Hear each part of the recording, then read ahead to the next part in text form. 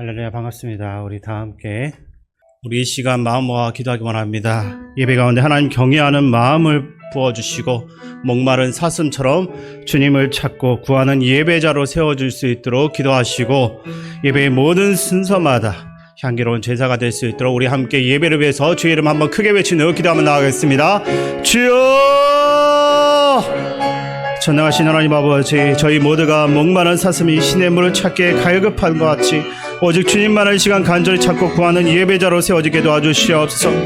주님 앞에 나아갈 때마다 깊은 주님을 향한 경외심으로 주님의 거룩하심을 높이 찬양하며 진실된 마음으로 예배드릴 수 있게 도와주시옵소서. 예배의 모든 순서 가운데 주님의 임재하심을 구합니다.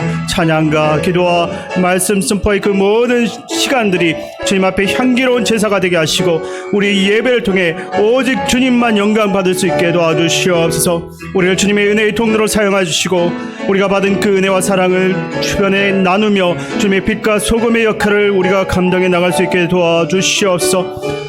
하나님 말씀을 통해 예배를 통해 변화된 우리의 모습이 세상을 향한 복음의 증거가 될 수 있게 주님 저희들을 붙들어 주시옵소서. 늘 우리와 함께 하시는 예수님의 이름으로 기도드립니다. 아멘.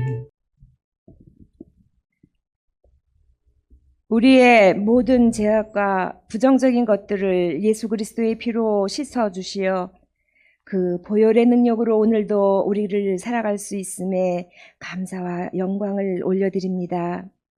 우리의 존재가 아버지로 인하여 얼마나 귀하게 쓰여졌는지 모든 기도와 간구함에 아버지만 찬양하기를 원합니다. 우리의 모든 억울함, 고통, 악함을 내려놓고 내가 감당할 수 없는 모든 것을 이 시간 주님께 올려드립니다.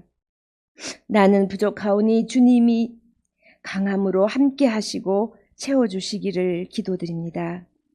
아버지, 우리의 성급함으로 인하여 모든 일을 그르치는 일이 없게 하시고 아버지의 시간을 기다리는 인내를 이루게 하옵소서.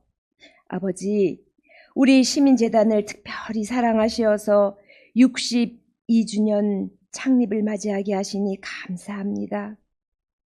우리 재단을 위해 눈물로 기도하며 헌신했던 모든 분들이 있었기에 저희도 그 뜻을 이어서 함께 기도와 찬양으로 귀하고 아름다운 시민재단으로 또 이 지역사회의 빛과 소금이 되는 하나님 자녀다운 신분으로 살아가기를 이 시간 기도드립니다. 내가 가진 것들 드러내기보다는 그것을 사용하게 하시고 남이 잘됨을 시기하지 않고 축복하며 자랑하지 않고 겸손하게 살아가게 하옵소서. 아름다운 계절을 주시어 우리 안나 회원들이 내일 귀한 시간을 만들었습니다. 수고한 임원들과 모든 회원들이 마음껏 이 가을 계절을 느끼며 서로 축복하며 사랑하며 나누는 귀한 시간 될 수 있도록 좋은 날씨도 허락하여 주시고 돌아오는 그 시간 모든 순간순간마다 아버지께서 함께하여 주셔서 정말 잊지 못할 행복한 시간으로 가득 채워주실 줄 믿습니다. 또한 아버지 하나님, 연약함으로 또 병으로 인하여 힘든 시간을 보내고 계신 우리 모든 교우와 가정에도 아버지 찾아가 주시어서 그들의 고통을 감싸 안아 주시고 그들에게 새 힘을 허락하여 주시고 그럼에도 아버지만 찬양하기를 원합니다. 그리하여 아버지 하나님 모든 순간과 고통 가운데서 평안함으로 위로받게 되기를 기도합니다. 오늘도 귀한 영의 양식을 통해 말씀으로 무장하게 하시고 기도로 하나님을 가까이 하며 우리의 삶이 나의 존재가 하나님 기쁨이 되기를 원합니다. 우리 귀한 목사님 건강도 지켜주시고 말씀의 능력으로 꿀을 먹이기에 부족함 없도록 늘 은혜를 공급하여 주시옵소서. 물도 없고 풀도 없는 곳에 꽃도 되게 하시고 열매 맺음으로 우리의 결실이 되어주시는 이 모든 말씀 예수 그리스도의 이름으로 기도합니다. 아멘.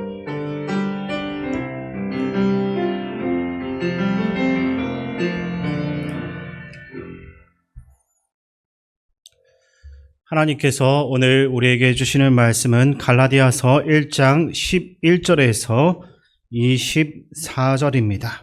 신약성경 301쪽입니다. 갈라디아서 1장 11절에서 24절까지 교독하겠습니다. 형제들아, 내가 너희에게 알게 하노니 내가 전한 복음은 사람의 뜻을 따라 된 것이 아니니라. 이는 내가 사람에게서 받은 것도 아니요 배운 것도 아니요 오직 예수 그리스도의 계시로 말미암은 것이라. 내가 이전에 유대교에 있을 때 행한 일을 너희가 들었거니와 하나님의 교회를 심히 박해하여 멸하고, 내가 내 동족 중 여러 영갑자보다 유대교를 지나치게 믿어 내 조상의 전통에 대하여 더욱 열심히 있었으나, 그러나 내 어머니의 태로부터 나를 택정하시고 그의 은혜로 나를 부르시니가 그의 아들을 이방에 전하기 위하여 그를 내 속에 나타내시기를 기뻐하셨을 때 내가 곧 혈육과 의논하지 아니하고, 또 나보다 먼저 사도된 자들을 만나려고 예루살렘으로 가지 아니하고 아라비아로 갔다가 다시 다메섹으로 돌아갔노라. 그 3년 만에 내가 게바를 방문하려고 예루살렘에 올라가서 그와 함께 15일을 머무는 동안 주의 형제 야고보 외에 다른 사도들을 보지 못하였노라. 보라, 내가 너희에게 쓰는 것은 하나님 앞에서 거짓말이 아니로다. 그 후에 내가 스리아와 길리기아 지방에 이르렀으나 그리스도 안에 있는 유대의 교회들이 나를 얼굴로는 알지 못하고, 다만 우리를 박해하던 자가 전에 멸하려던 그 믿음을 지금 전한다 함을 듣고 나로 말미암아 하나님께 영광을 돌리니라. 아멘. 이 시간 우리 서로를 보면서 인사 나누겠습니다. 반갑습니다. 잘 오셨습니다. 또 교회표로 인사 나누겠습니다. 우리는 함께 위로하고 함께 위로받는 성령 공동체입니다.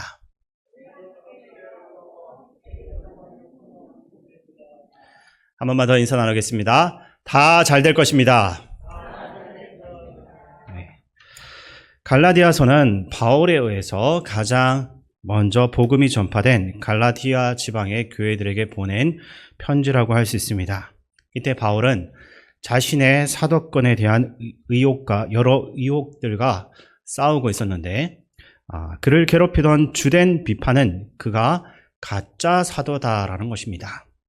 예수님의 직계 제자가 아니었던 바울은 예수님과 함께 생활했던 다른 사도들과는 달리 다메섹 도상에서 예수님을 만났을 뿐입니다. 그런데 갈라디아 교회의 성도들은 복음이 예루살렘에서 시작되었다라고 믿었기 때문에 예루살렘에 있었던 교회의 지도자들인 베드로와 야고보 같은 사람들의 의견을 더 중요하게 여겼던 것으로 보여집니다. 이것은 갈라디아 교회를 직접 세웠던 바울에게는 매우 서운하고 좀 난처한 상황이었을 것입니다. 이에 바울은 갈라디아서에서 자신의 사도권을 강조하면서 그가 전했던 복음의 정통성에 대해서 말을 하기 시작합니다. 본문 11절과 12절에서 바울은 이렇게 말을 하고 있는데, 그 말씀을 제가 읽어드리겠습니다. 형제들아, 내가 너희에게 알게 하노니 내가 전한 복음은 사람의 뜻을 따라 된 것이 아니니라. 이는 내가 사람에게서 받은 것도 아니요 배운 것도 아니요 오직 예수 그리스도의 계시로 말미암은 것이라. 아멘. 당시 수많은 사람들이 바울이 사도가 된 것은 그가 예루살렘에 가서 베드로와 야고보 같은 예루살렘 교회의 지도자들로부터 예수 그리스도에 대한 지식을 배웠기 때문이다라고 생각을 했습니다. 즉, 바울을 다른 사도들과는 다르게 보면서 그저 사람의 뜻에 의해서 훈련되고 세워진 사도 정도로 여겼던 것입니다. 이에 대해 바울은 자신이 전한 그 복음이 사람에게서 비롯된 것이 아님을 분명히 밝히고 있습니다. 그는 예루살렘에서 성경 지식과 예수 그리스도에 대한 그 지식을 배워서 전하는 것이 아니라 예수님께서 직접 자기에게 찾아오셔서 복음을 맡기고 전하라는 그 사명을 주셨음을 강조하고 있는 것입니다.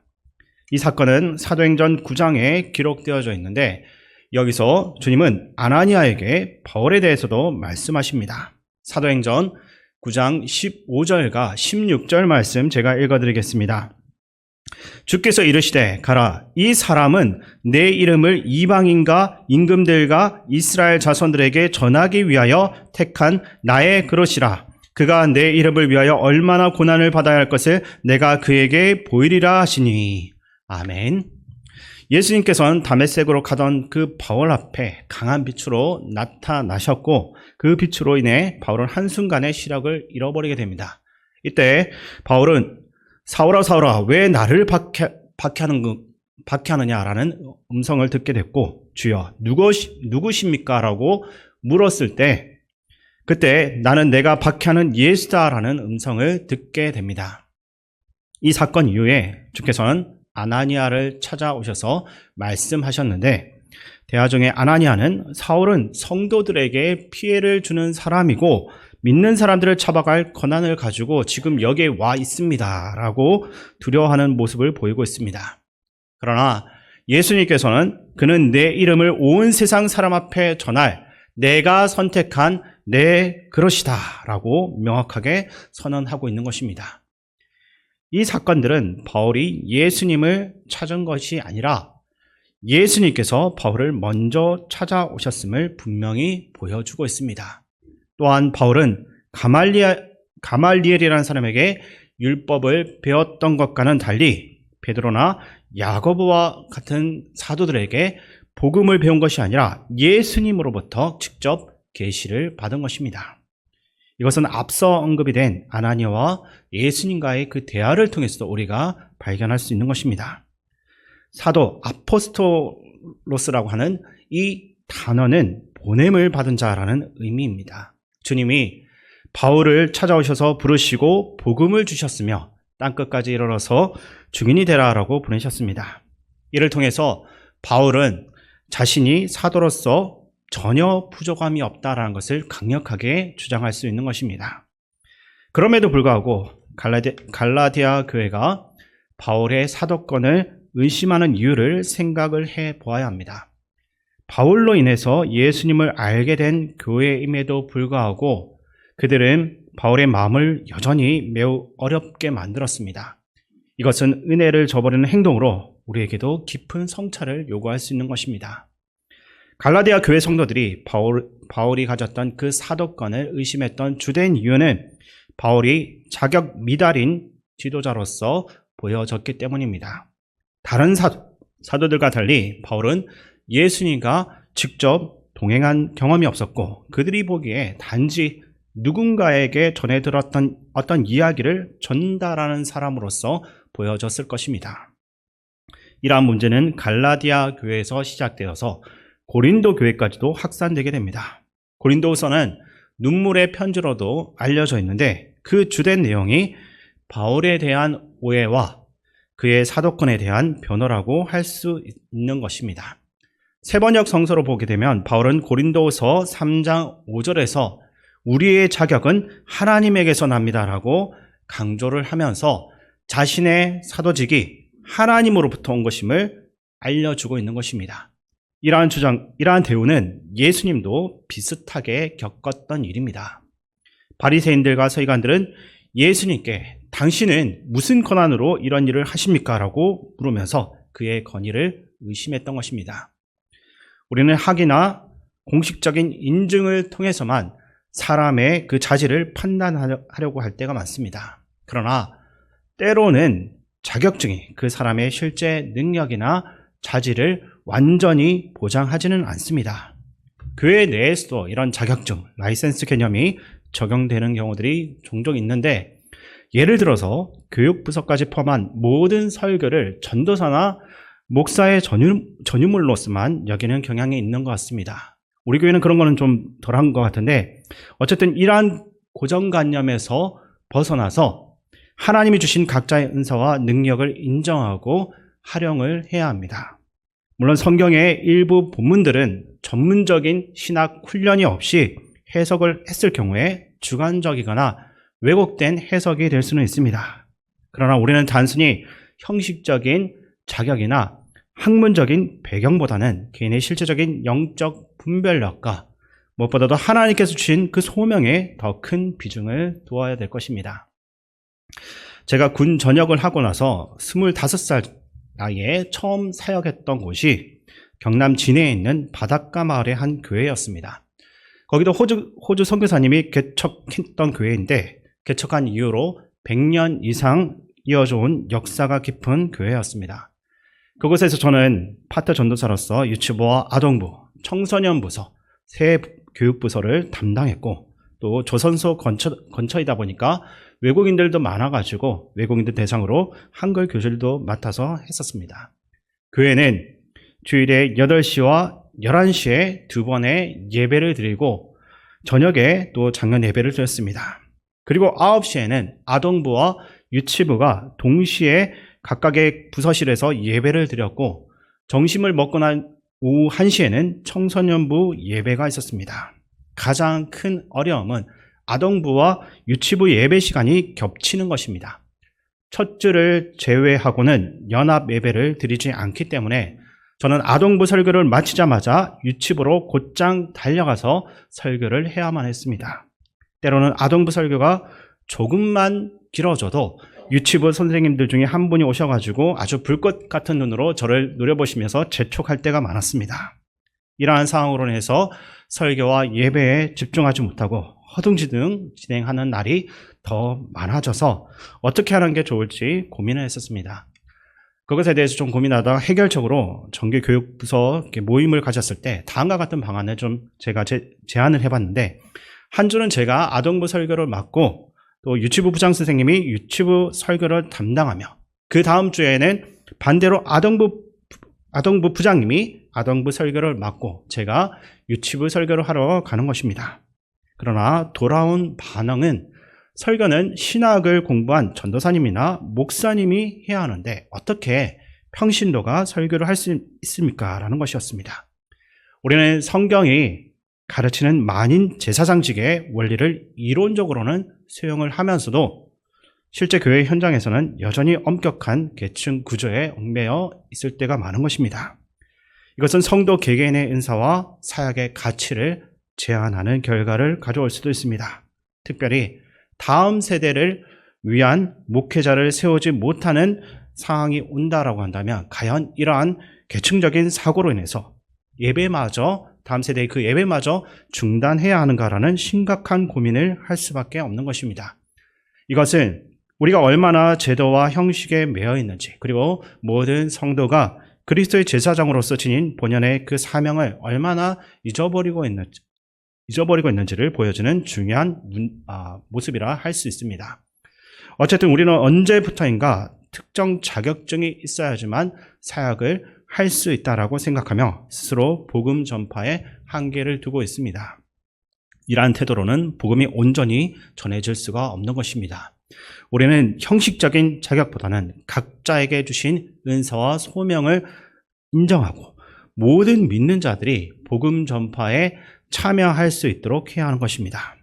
그렇게 종교개혁가들조차도 설교를 목사만이 할 수 있는 고유한 업무로서 한정지은 것은 좀 아쉬운 점이라 할 수 있습니다. 그러나 우리는 이러한 제한적인 사고에서는 벗어나야 하는 것입니다. 하나님 앞에서는 더 이상 어떠한 자격증도 필요하지 않습니다. 십자가 사건과 성소의 희장이 찢어진 사건은 모든 이가 하나님 앞에 직접 나아갈 수 있음을 선언하는 것입니다. 우리는 종종 신앙을 어떤 형식적인 테두리 안에서 가두려는 경향이 있습니다. 그러나 이것은 십자가의 의미를 퇴색시킬 수 있는 행위인 것입니다. 바울이 자신의 사도직을 강조한 이유는 그 직분 자체가 기중에서가 아니라 그가 전한 복음의 중요성 때문이었고 복음의 진실성이 의심받지 않도록 하기 위함인 것입니다.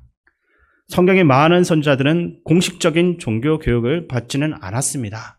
그들이 말씀을 전할 수 있었던 이유는 오직 하나님께서 말씀을 주셨기 때문입니다. 예수님의 제자들 역시 마찬가지였습니다. 그들에게 있었던 것은 말씀을 전하지 않고는 견딜 수 없는 마음과 성령님께서 부어주신 영혼에 대한 안타까움 뿐이었습니다. 그러므로 우리는 기억할 것은 복음을 전하는데 필요한 조건은 단 두 가지인데 하나님께서 주시는 마음과 성령 충만함이라는 것입니다. 우리는 각자의 가정에서 제사장의 역할을 하도록 부름받았습니다. 가정 예배 때 왜 설교를 하지 못하겠습니까? 하나님께서 주신 마음을 나누는 것이 곧 설교인 것입니다. 나는 못합니다 라는 그러한 말은 하나님께서 주신 말씀이 없거나 겸손한 척 하는 것일 수도 있을 것입니다. 성령님께서 우리의 마음에 불같은 열정을 허락하신다면 우리는 말씀을 전하지 않고는 견딜 수 없는 그러한 마음을 갖게 될 것입니다. 이러한 마음을 가질 때 비로소 우리는 진정한 전도자로서의 삶을 살아갈 수가 있는 것입니다. 이어서 13절부터 보시게 되면 바울은 자신이 어떻게 사도가 되었는지를 설명을 하면서 과거의 부끄러운 행적을 전혀 숨기지 않고 드러내고 있습니다. 본문 13절과 14절 말씀 제가 읽어드리겠습니다. 내가 이전에 유대교에 있을 때 행한 일을 너희가 들었거니와 하나님의 교회를 심히 박해하여 멸하고 내가 내 동족 중 여러 영갑자보다 유대교를 지나치게 믿어 내 조상의 전통에 대하여 더욱 열심히 있었으나. 아멘. 바울이 이렇게 자신의 과거를 드러낼 수가 있었던 이유는 두 가지입니다. 먼저 그는 자기의 상처로부터 완전히 회복된 것입니다. 그리고 그는 이 상처 또한 주님께서 복음을 전하는 통로로 사용하신다라는 확신이 있었던 것입니다. 이로 인해서 그의 과거는 더 이상 부끄러운 것이 아니라 오히려 복음을 전하는 강력한 도구가 된 것입니다. 이것은 상처 입은 치유자의 개념을 잘 보여주고 있는데 우리 각자의 상처와 아픔은 예수님 앞에 다 내어놓고 치유받을 때 오히려 다른 이들에게 그것이 복음을 전할 수 있는 효과적인 통로가 될 수 있는 것입니다. 바울은 자신의 변화와 사도됨의 근거를 자신의 열심이 아닌 하나님의 은혜에 두고 있는데 갈라디아서 본문 15절과 16절에서 이렇게 말하고 있습니다. 15절과 16절 말씀 같이 함께 읽겠습니다. 그러나 내 어머니의 태로부터 나를 택정하시고 그의 은혜로 나를 부르시니가 그의 아들을 이방에 전하기 위하여 그를 내 속에 나타내시기를 기뻐하셨을 때 내가 곧 혈육과 의논하지 아니하고. 아멘. 이처럼 바울은 자신의 사도직이 하나님의 은혜로 인한 것임을 강조합니다. 우리도 마찬가지로 우리의 상처와 과거가 하나님의 은혜 안에서 다시 한 번 더 재해석될 수 있고 이를 통해 다른 이들에게 복음을 전하는 도구로서 사용될 수 있음을 기억해야 하는 것입니다. 우리는 종종 모든 것이 하나님의 은혜입니다라고 쉽게 고백합니다. 하지만 이 고백은 결코 쉽게 할 수 있는 종류가 아닙니다. 우리의 삶의 많은 사건들 속에서 은혜를 볼 수 있는 눈이 종종 가려지기 때문입니다. 같은 사건이라도 누군가에게는 은혜로, 다른 사람에게는 고통스러운 현실로 느껴질 수 있는 것입니다. 우리의 삶이 은혜인지 아닌지를 판단하는 기준은 우리의 마음 상태에 달려 있는 것입니다. 주님과 함께 거하며 날마다 천국을 경험하는 삶을 산다면 어떠한 상황 가운데서도 그것을 주님의 은혜로 받아들일 수가 있는 것입니다. 바울이 나를 모태로부터 따로 세우시고 은혜로 불러주신 하나님 이렇게 고백한 것은 그의 삶의 근거와 마음의 그 상태를 분명히 보여주고 있는 것입니다. 그에게서 예수님과의 만남이 모든 것을 변화시킨 결정적인 사건인 것입니다. 은혜는 그리스도의 능력이 머무는 자리입니다. 십자가는 죄인이 의인으로 바뀌는 장소이며 우리를 변화시키는 동력인 것입니다. 바울을 변화시킨 것은 바로 예수님의 사랑이었습니다. 예수님은 자신을 박해하던 바울을 찾아가서 사랑으로 먼저 안아주었습니다. 이 무조건적인 사랑과 은혜가 바울을 변화시킨 것입니다. 베드로의 경우도 마찬가지일 것입니다. 끊임없이 잘못 행하고 있지만 그럼에도 품어주시는 주님의 사랑과 그 은혜가 그를 변화시킨 것입니다. 진정으로 세상을 바꾸는 것은 어떠한 이념이나 기계의 발명이 아닙니다. 그것들은 잠시 잠깐 일시적인 변화를 가져올 수는 있겠지만 노벨의 다이너마이트처럼 종종 더 많은 고통을 초래할 수가 있는 것입니다. 진정한 변화는 사랑에서 비롯되는데 사랑하는 사람만이 세상을 바꿀 수가 있는 것입니다. 바울의 변화도 이러한 사랑으로부터 시작됐음을 우리가 기억해야 될 것입니다. 바울은 예수님을 만난 후 더 이상 사람을 의지하는 그 삶을 살지 않게 됩니다. 본문 16절부터 19절까지 보면 이렇게 고백하고 있는데 본문 16절 후반부에서 19절까지 제가 읽어드리겠습니다. 내가 곧 혈육과 의논하지 아니하고 또 나보다 먼저 사도된 자들을 만나려고 예루살렘으로 가지 아니하고 아라비아로 갔다가 다시 다메섹으로 돌아가노라. 그 후 3년 만에 내가 게바를 방문하려고 예루살렘에 올라가서 그와 함께 15일을 머무는 동안 주의 형제 야고보 외에 다른 사도들을 보지 못하였노라. 아멘. 바울은 예수님을 만난 후에 자신이 사람을 의지해서는 안 된다라는 것을 깨닫게 되었습니다. 그는 아라비아에서 3년 동안 머물렀는데 이 기간 동안 예수님은 누구이신지 그리고 율법에서 말하는 메시아가 누구인지 깊이 묵상했을 것으로 추측이 됩니다. 바울이 이 내용을 갈라디아서에 적었던 이유는 매우 중요한데 당시 사람들은 바울이 인위적으로 사도가 되었다라고 생각했습니다. 그러나 바울은 자신이 베드로를 만난 것은 단순히 개인적인 교제를 위한 것임을 강조하고 있습니다. 그는 만나다라는 그 단어로 히스토레오를 사용하는데 이것은 알아가다 또는 방문하다라는 의미로서 어떤 것을 배우기 위해 간 것이 아님을 암시하고 있는 것입니다. 바울은 자신이 사도의 직분을 사람에게서 받은 것이 아니라 주님으로부터 직접 받았음을 강조했고 그는 이미 베드로와 야고보와 동등한 사도의 자격으로 그들을 만났다라고 주장하는 것입니다. 20절에서 바울은 내가 여러분에게 쓰는 이 말은 하나님 앞에 맹세코 거짓말이 아닙니다 라고 말합니다. 이것은 바울의 마음이 이것을 적으면서도 얼마나 아팠는지를 보여줍니다. 그가 직접 개척하고 복음을 전한 그 교회에서도 자신의 사도권을 의심받는 상황 가운데 처해 있었기 때문입니다. 이러한 바울의 경험은 우리에게 중요한 교훈을 준 것입니다. 우리의 소명과 그 사명은 사람에게서 오는 것이 아니라 하나님으로부터 직접 오는 것임을 기억해야 하는 것입니다.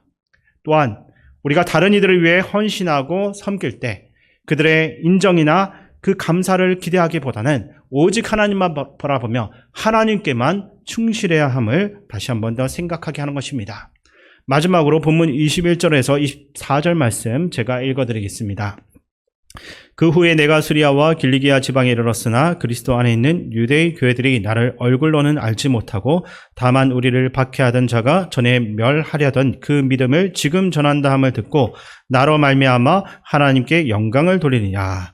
아멘. 이것은 변화된 사람의 능력을 보여줍니다. 박해자에서 예수님을 따라가는 사람으로 바뀐 바울의 모습은 사람들을 놀라게 했고 이렇게 변화된 삶이 복음의 강력한 증거가 된 것입니다. 우리 모두가 예수님을 믿는 순간부터 바울과 같이 변화되어야 할 것입니다. 이러한 삶으로서 주님 앞에 나아갈 수 있는 우리 모두가 될 수 있기를 주님의 이름으로 축원드립니다. 우리 이 시간 함께 기도하며 나아가기 원합니다. 우리가 받은 은혜와 변화를 잊지 않게 하시고 바울과 같이 우리의 과거와 상처까지도 복음을 전하는 귀한 통로로 사용될 수 있도록 기도하시고 우리의 약점을 하나님 앞에 솔직히 내려놓을 때 그것이 오히려 주님의 능력이 드러날 수 있는 통로가 될 수 있도록 우리 주의 이름 한번 크게 외친 후 기도하겠습니다. 주여! 은혜가 풍성하신 하나님 아버지, 주님께서 저희 삶 가운데 가신 크고 작은 변화 그 모든 순간들 그 귀한 은혜의 기억들이 희미해지지 않게 하옵소서. 날마다 새롭게 기억하며 하나님의 그 베푸신 은혜에 감사하게 하시고 은혜의 증거로서 우리 삶이 살아갈 수 있게 도와주시옵소서. 사도 바울처럼 저희의 아픈 각오와 깊은 상처까지도 주님의 놀라운 은혜를 전하는 귀한 도구가 되게 도와주시옵소서. 한때 교회를 핍박했던 바울을 주님의 귀한 그릇으로 사용하신 것처럼 저희의 부족함과 연약함도 복음을 전하는 통로로서 변화시켜 주시옵소서. 주님 앞에 저희의 모든 약점과 허물을 다 내려놓습니다. 감추고 싶은 부끄러운 모습들 있는 그대로 고백하오니 긍휼히 여겨주시고 주님의 은혜로서 덮어주시옵소서. 우리의 연약함이 도리어 주님의 능력이 온전히 드러나는 통로가 되게 하시고 우리를 통해 주님의 영광만이 나타나게 도와주시옵소서. 저희를 의의 도구로 사용하여 주시고 저희 삶이 주님의 은혜를 증거하는 살아있는 편지가 되게 하시며 만나는 모든 이들에게 복음의 기쁜 소식을 전하는 신실한 증인의 삶이 될 수 있도록 저희를 도와주시옵소서. 주님, 다시 한번 더 말씀을 가지고 기도할 때 우리가 사람의 인정이나 자격에 연연하지 않고 오직 주님께서 주신 소명과 그 은사를 따라서 담대히 복음을 전하는 삶을 살 수 있도록 기도하시고 우리 각자가 서 있는 그 자리에서 복음을 전하는 제사장의 사명을 감당할 수 있도록 우리 주의 이름 크게 한번 외치며 기도하겠습니다. 주여! 거룩하신 하나님 아버지, 이 시간 주님 앞에 겸손히 나갑니다. 저희가 때로는 사람들의 시선과 인정에 사로잡혀 주님께 주신 소명이기를 망설일 때가 있습니다. 그런 저희에게 담대함을 허락하여 주시옵소서. 주님께서 각자에게 허락하신 은사가 있음을 믿습니다. 그 은사가 사람의 기준이나 자격으로 주어진 것이 아니라 오직 주님의 은혜로 주어진 것임을 깨닫게 하여 주시옵소서. 저희의 부족함을 바라보지 않고 주님께서 주신 능력만을 신뢰하며 나아갈 수 있게 도와주시옵소서. 각자의 삶의 자리에서 거룩한 제사장으로 부름받은 소명을 기억하게 하시어 직장과 학교와 가정에서 복음을 전하는 통로가 되게 하시고 저희의 삶을 통해서 주님의 향기가 전해질 수 있게 도와주시옵소서. 때로는 두렵고 힘든 순간이 있더라도 초대교회 성도들처럼 담대히 복음을 전할 수 있게 하시고 세상의 기준과 평가에 흔들리지 않게 도와주시옵소서. 오직 주님 앞에 신실한 청지기로 인정받기를 소망하며 맡겨진 사명을 충성되게 감당하게 도와주시옵소서. 저희가 만나는 한 영혼 한 영혼을 귀하게 여기고 그들에게 복음을 전할 지혜와 사랑을 부어주시옵소서. 우리의 말과 행실을 통해 예수 그리스도의 구원의 기쁜 소식이 힘있게 온 세상 가운데 선포되게 도와주시옵소서. 우리가 가진 그 상처들, 우리가 부끄러워했고 우리가 사람들 앞에 나서기 어려워했던 그 모든 상처와 아픔들이 하나님의 복음을 전하는 통로로서 사용되기도 하시고 도구로서 그것이 사용되어질 수 있도록 도와주시옵소서. 예수 그리스도 안에서 우리의 상처와 그 아픔들이 하나님께서 사용하실 수 있는 복음의 도구가 될 수 있기를 원합니다. 우리 가운데 하나님 함께하여 주시옵소서. 주님, 우리의 변화된 그 삶이 살아있는 간증이 되고 우리가 걸어가는 곳곳마다 교회가 세워지며 복음이 전해질 수 있도록 기도하시고 더 이상 과거에 묶여있지 않고 주님께서 주신 새로운 정체성을 따라서 살아갈 수 있도록 우리 주의 이름 크게 한번 외치는 기도하겠습니다. 주여! 은혜와 자비의 하나님 아버지, 저희의 일상의 발걸음 하나하나가 주님의 영광을 드러내는 통로가 되기 원합니다. 저희가 걸어가는 그 모든 곳에서 생명의 복음이 선포되게 하시고 그 자리마다 주님의 교회가 세워지게 도와주시옵소서. 우리의 삶의 자리가 곧 성교의 현장이 되게 하시고 그 저희를 통해서 많은 영혼이 주님께 돌아올 수 있게 도와주시옵소서. 과거의 아픔과 상처에 묶여있는 영혼들을 긍휼히 여겨주시옵소서. 더 이상 과거의 그늘에 갇혀있지 않게 하시고 그리스도 예수 그리스도 안에서 주신 새로운 정체성을 온전히 깨달아 알게 하여 주시옵소서. 이제는 하나님의 자녀요 거룩한 제사장이며 왕같은 제사장임을 기억하게 하여 주시옵소서.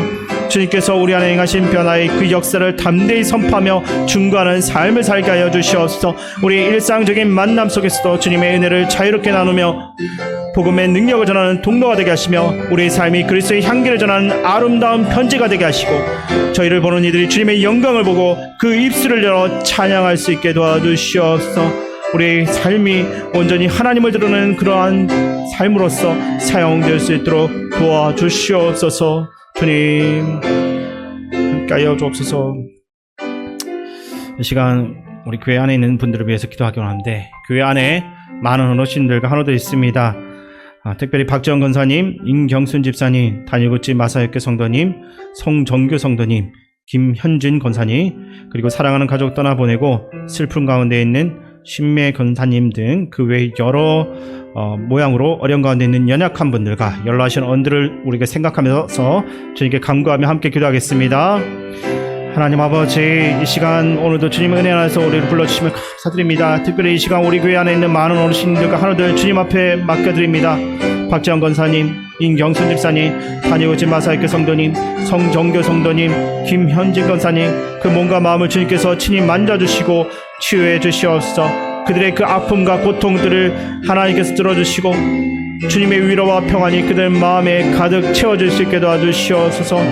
또한 아버지 하나님, 사랑하는 가족을 떠나보내고 슬픔 가운데 있는 신메 권사님 특별히 위로해 주시옵소서. 아버지 하나님, 장례 예배를 다 마치고 홀로 방 안에 들어왔을 때 그 외로움과 슬픔들 누구도 위로할 수 없습니다. 오직 예수님만이 그 아픔을 치유할 줄 믿습니다. 주님의 사랑의 발로 그를 안아주시었고 천국의 소망으로 그 마음을 채워주시었어. 슬픔 가운데서도 주님의 은혜를 경험하게 하시고 믿음으로 이 시간들을 이겨낼 수 있는 힘을 주시옵소서. 또한 여러 가지 어려운 가운데 있는 연약한 분들과 연로하신 어르신들 주님께 올려드립니다. 그들이 필요를 아시는 주님께서 각자에게 필요한 은혜를 베풀어 주시고 영육간의 강건함을 허락하여 주시옵소서. 또한 우리 교회가 이분들을 위해 기도하며 사랑으로 돌볼 수 있게 하시고 서로를 위해 중보하는 공동체가 되게 도와주시옵소서. 주님, 우리 이 시간에는 우리 교회의 다음 세대를 위해서 기도하겠습니다. 유치부부터 청년부까지 다음 세대들이 하나님의 비전과 꿈을 가지고 믿음으로 성장할 수 있도록 기도해 주시고 고3 수험생인 권나은, 김여은, 김택진, 민병철, 손혜연, 안도연, 정혜린, 조유찬, 조희찬 등 귀한 학생들을 위해서 기도해 주시고 또한 취업과 결혼을 준비하는 청년들, 군 복무 중인 청년들이 하나님의 도우심으로 모든 것이 합력하여 선을 이룰 수 있도록 기도하시기 바랍니다. 또한 각 부서를 섬기는 교육자들과 선생님들이 성령 충만한 가운데 책임지고 있는 그 모든 영혼들을 잘 섬길 수 있도록 우리 함께 주의 이름 크게 외치는 기도하겠습니다. 주여! 사랑의 하나님 아버지, 유치부부터 아동부와 또한 청소년부, 청년부까지 모든 아이들과 청년들을 주님께 맡겨드립니다. 주님의 비전과 그 꿈을 품고서 믿음 안에서 성장할 수 있도록 날마다 인도하여 주시옵소서. 특별히 고3 수험생 권나은, 김여은, 김택진, 민병철, 손예은, 안도연, 전혜린, 조유찬, 조희찬 그 모든 학생들 주님께 맡겨드립니다. 수험 준비 과정 가운데 지혜와 명철을 다하여 주시고 건강과 평안을 허락하여 주시옵소서. 시험장에서 그들과 함께 하시어 최선을 다할 수 있게 하시고 그 결과에 관계없이 주님의 사랑과 계획을 신뢰할 수 있는 믿음을 주시옵소서. 취업을 준비하는 청년들에게는 그들의 재능과 열정을 발휘할 수 있는 좋은 기회를 열어주시고 주님께서 예비하신 일터로 인도하여 주시옵소서. 결혼을 준비하는 이들에게는 믿음의 배우자를 만나게 하시고 하나님 중심의 가정을 이룰 수 있도록 인도하여 주옵소서. 군 복무 중인 청년들을 주님의 강한 손으로 보호하여 주시옵소서. 그들이 군생활 가운데서도 믿음을 지키며 성장할 수 있게 하시고 건강하고 안전하게 복무를 마칠 수 있도록 지켜주시옵소서. 주님, 각각의 교육부서를 섬기는 교육자들과 선생님들 가운데 성령 충만함을 부어주시고 맡겨진 영혼들을 주님의 마음으로 사랑하고 귀하게 여길 수 있는 마음을 주시옵소서. 지치지 않는 열정과 사명감으로 다음 세대를 위해 헌신할 수 있도록 힘과 지혜를 더하여 주시옵소서. 주님,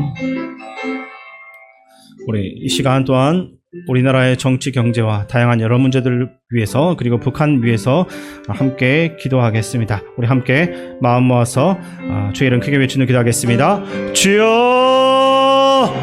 하나님 아버지, 우리나라의 정치, 경제, 다양한 사회 문제들 주님 앞에 올려드립니다. 이 어려운 시기에 우리나라를 긍휼하게 해주시고 주님의 지혜로 인도하여 주옵소서. 정치인들을 주께서 또한 붙들어 주시어서 여야를 막론하고 모든 정치인들이 서로 존중하고 협력하는 마음을 가질 수 있게 도와주시옵소서. 경제적인 어려운 가운데 있는 이 나라 또한 불쌍하게 해주시고 실업자들에게 일자리를 주시고 어려운 기업들 가운데 다시 회복될 수 있는 기회를 허락하여 주시어 모든 국민이 안정된 삶을 살 수 있도록 도와주시옵소서. 또한 북한 주민들 고통 외면하지 마시고 그들에게 자유와 평화를 허락하여 주시옵소서. 독재자의 욕심으로 인해서 우크라이나 땅까지 끌려가 그 생명을 잃어버리고 있는 청년들 아버지께서 붙들어 주시고 지켜주시어서 하루빨리 그 모든 전쟁들이 끝남으로 더 이상 억울한 희생이 생기지 않도록 주님 도와주시옵소서.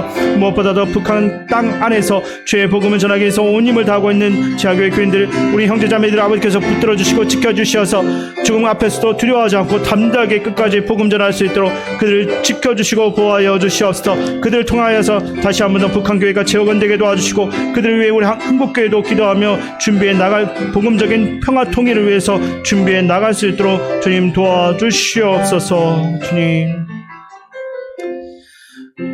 이 시간 마지막으로 세계 각국에서 선교하시는 선교사님들과 중요한 영적 책임을 맡고 있는 담임 목사님을 위해서 기도해 주시고, 각자가 가지고 나온 개인적인 기도 제목을 가지고 우리 주의 이름 크게 한번 외치며 기도하겠습니다. 주여! 은혜로우신 하나님 아버지, 온 세계 각지에서 주님의 지상 명령을 수행하는 성사님들 주님 앞에 올려드립니다. 열방에서 복음의 씨앗을 뿌리는 그들 가운데 성령의 능력으로 함께하여 주시고, 적박한 선교제의 환경 안에서도 순전한 믿음으로 승리하며 영혼 구원의 풍성한 열매를 맺게 하시고, 지치고 낙심될 때마다 세임과 용기를 보여주신 하나님의 은혜를 경험할 수 있게 도와주시옵소서. 주님의 약물을 돌보신 담임 목사님 주님께 맡깁니다. 담임 목사님에게 하늘의 지혜와 영적 분별력을 다하여 주시고, 성령의 기름 부으심으로 말씀 선포하실 때 주님의 권능이 나타나게 도와주시옵소서. 목회의 무거운 짐을 지고 갈 때마다 영육간에 강건케 하시며 늘 세임을 공급하여 주옵소서. 저희가 입술로는 주님을 높이면서도 삶에서는 오히려 원수 마귀에게 굴복했던 모습을 회개합니다. 이 시간 이후로 더 확고하게 마귀를 대적하며 온전히 주님만을 쫓아가게 도와주시옵소서. 일상의 매 순간마다 성령 충만함으로 감사가 넘치고 육신이 아닌 하나님의 영이 다스리는 삶을 살게 도와주시옵소서. 반석 위에 지은 집과 같이 흔들리지 않는 믿음을 허락하시고, 일시적인 감동이 아닌 영원히 지속되는 믿음으로 살게 도와주시옵소서. 찬양이 숨쉬듯이 자연스럽게 흘러나오며 제 유혹을 이기는 거룩한 삶을 살며 나의 뜻이 아닌 오직 주님의 뜻이 우리의 인생 가운데 이루어질 수 있게 도와주시옵소서. 주님, 하나님 아버지, 저희를 사랑하시고 부르신 그 은혜에 감사드립니다. 주님의 사랑으로 저희를 변화시키시고 부족한 저희에게 날마다 담대하게 복음을 전할 능력을 허락하여 주시옵소서. 우리의 상처와 약점도 주님의 사랑을 드러낼 수 있는 도구가 되게 하시고, 주님의 부르심에 충실한 삶을 살게 하옵소서. 날마다 주님의 은혜를 경험하며 그 은혜를 세상 가운데 나누는 삶을 살기 원합니다. 모든 것이 주님의 영광을 위한 것임을 고백하며 예수님의 이름으로 기도드립니다. 아멘.